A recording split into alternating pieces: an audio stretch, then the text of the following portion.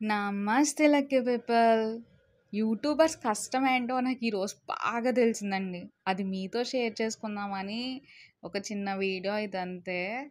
ఎట్లా అంటే ఇప్పుడు ఇయర్ ఫోన్స్ ఒకటి పెట్టుకున్నాను అనమాట. ఇలాగ ఒక ఇయర్ ఫోన్స్ దీనికి అటాచ్ చేసి దీంతో మాట్లాడుతున్నాం. ఇది కూడా నేను ఒక యూట్యూబ్లోనే ట్రిక్ చెప్పారనమాట.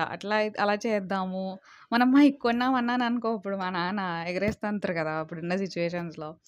నాకేమో ఇంట్రెస్ట్ ఏ కొన్ని ఇబ్బంది, లైట్ లేదు.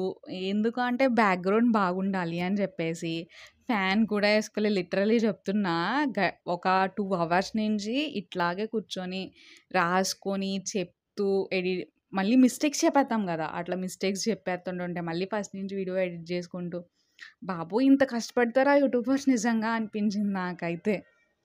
ప్లీజ్ దయచేసి ఒక యూట్యూబ్ చూస్తున్నారంటే మీకు నచ్చినా నచ్చకపోయినా ఒక చిన్న లైక్ చేస్తే, మీకు ఏం మనీ కాదు కదండి, జస్ట్ ఒక చిన్న లైక్ చేయండి అంటున్నా. నచ్చడం పక్కన పెడితే కష్టాన్ని గుర్తించండి అంటున్నా. నేను ఎప్పుడైతే యూట్యూబ్ స్టార్ట్ చేశానో అప్పటి నుంచి చూసే ప్రతి షార్ట్కి కూడా నేను లైక్ కూడా వేస్తున్నాను. సబ్స్క్రైబ్ పక్కన పెట్టండి, లైక్ కూడా వేస్తున్నాను అనమాట. సబ్స్క్రైబ్ అయితే ఇదివరకు నేను ఏ ఛానల్కి సబ్స్క్రైబ్ చేసేదాన్ని కాదు, కానీ ఇప్పుడు ప్రతి ఛానల్కి నేను సబ్స్క్రైబ్ చేసేస్తున్నాను.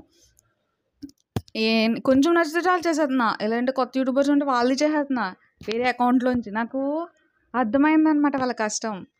మీకు ఈ కష్టం చెప్తేనే కదా అట్లీస్ట్ ఒక చిన్న లైక్ కొడతారా అని చెప్తున్నాను, అంతేనండి. అంతే తప్ప నేను ఏదో పాష్గా చెప్పుకోవడానికో లేదంటే సింపతి గెయిన్ చేయడానికో చెప్పట్లే. ఇప్పుడు నాకు కొట్టకపోయినా వేరే ఒక యూట్యూబర్స్కి లైక్ ఆర్ సబ్స్క్రైబ్ చేయండి please. Thank you so much.